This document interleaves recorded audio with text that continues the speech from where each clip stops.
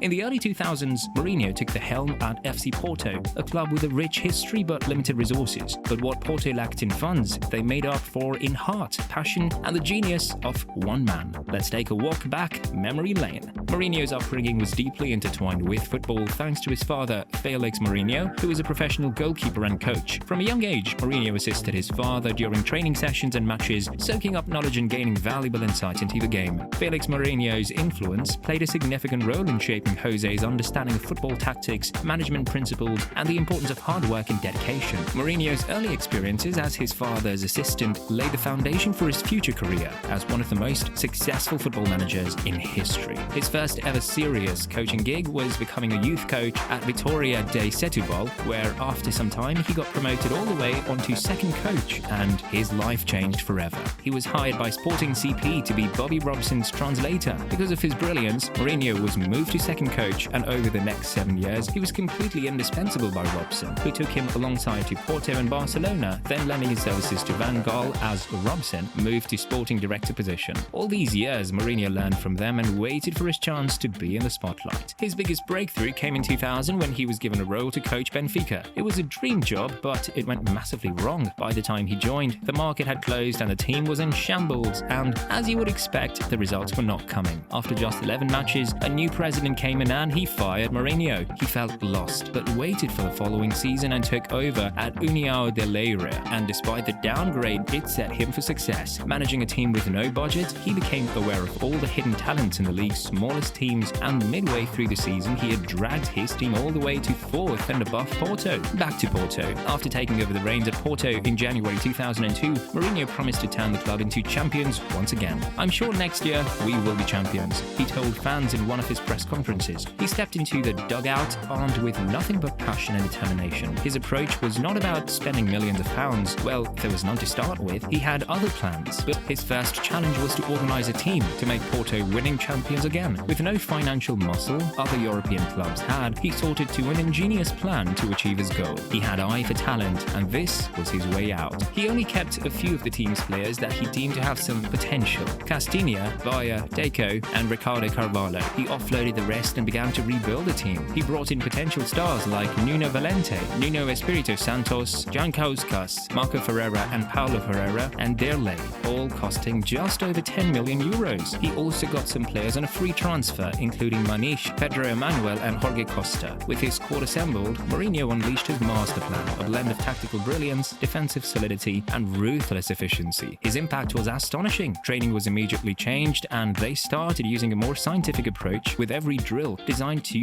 very last detail. The team's morale skyrocketed. It seemed he was capable of thoroughly motivating them, and on the pitch you could see it. Porto became a well-oiled machine, grinding out results with the precision of a Swiss watch and the ferocity of a lion on the prowl. Players fought for each other on the field, a group of young players and some experienced heads, all hungry for success. Mourinho wasn't just a manager, he was a maestro, conducting his team with a finesse of a virtuoso. And in Mourinho's first full season in charge of the club, leading them with ambition, charisma and confidence, Porto went not only to win the league title like he had promised, but he did it with a touch of arrogance, obtaining the highest points tally in history and surprising everyone by lifting the UEFA Cup, first humiliating Lazio before beating Celtic in the finals. The standout player that season was perhaps Derlei, signed for less than $500,000, but managed to score 12 goals in the UEFA Cup run and clinch the Golden Boot while at it. Deco was the top assist provider, despite playing in the Portuguese second-tier competition just a few years before. Winning the UEFA Cup got the attention of Europe. It made them famous. Most importantly though, it brought Mourinho to the limelight like never before. It could eventually prove to be the start of his great career in Europe. Following his win in Europe, he famously said, "I'm not a magician, but a football coach. My job is to bring success." The fans and players enjoyed Mourinho's first full season, but it could only get better. With everyone convinced that he had already outdone all that was ever deemed as possible, the special one was convinced that they could go even further.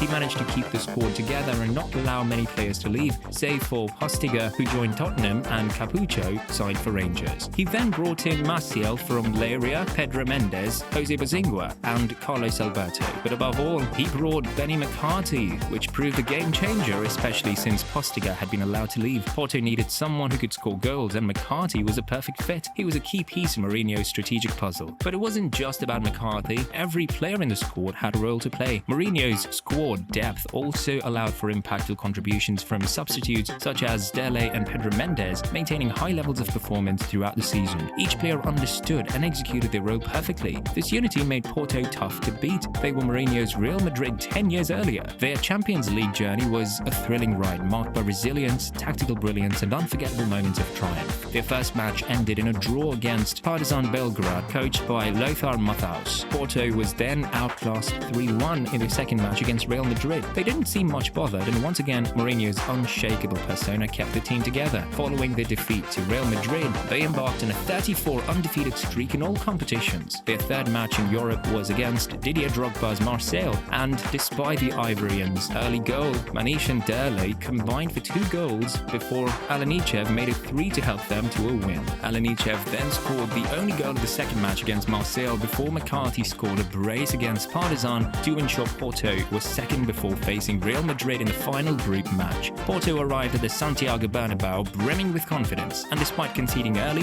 they held on, and Derley's goal gave them a 1-1 draw. They progressed as the second team from the group behind Madrid. Finishing second meant they would only face tougher competition and opposition in the knockout, and true to this, they drew Manchester United. In one of the first matches played at their new home, the Estádio de Dragão, everyone expected Sir Alex Ferguson's team to give Porto a footballing lesson. After 90 minutes in Portugal, and despite taking the league through Quintin Fortune, Porto had, against all odds, beaten Man United 2-1 thanks to a McCarthy brace. There was still work to be done at Old Trafford in the second leg. Paul Scholes scored on the 32nd minute, and that goal could have been enough to send Man United to the quarters thanks to the away goal rule. But this Porto side was not going to go without a fight. Their moment came in the 90th minute when Tim Howard, he had taken down the great Sir Alex Ferguson. Then up next came Lyon. Don't for a moment think that this was a weaker opposition. Lyon had the likes of Juninho, Edmilson, Maloda, Essien, Elba, Diarra, big names, and they had won the league in 7 consecutive seasons. Porto won the first leg 2-0 at home and drew the second 2-2 to book a ticket in the semi-finals. The fans, the players, were now believing. Against Deportivo La Coruña in the semi-finals, things got serious. Deportivo were at the time one of the best teams in Spain and Europe. In fact, they battled Barcelona and Real Madrid for the title. The first match ended in a stalemate at home, meaning for a chance in the finals, Porto had to beat them in the return match. It looked like some serious trouble. Luckily, Derley, who had picked an ACL injury at Real Madrid in the group stage, had fully recovered and would be available for the return leg. In the end, it was a penalty that decided the return leg in Spain, with Derley scoring from 12 yards to send Porto to the finals. And on May 26th, at the arena of Schalke, Germany, Porto walked out to face Monaco,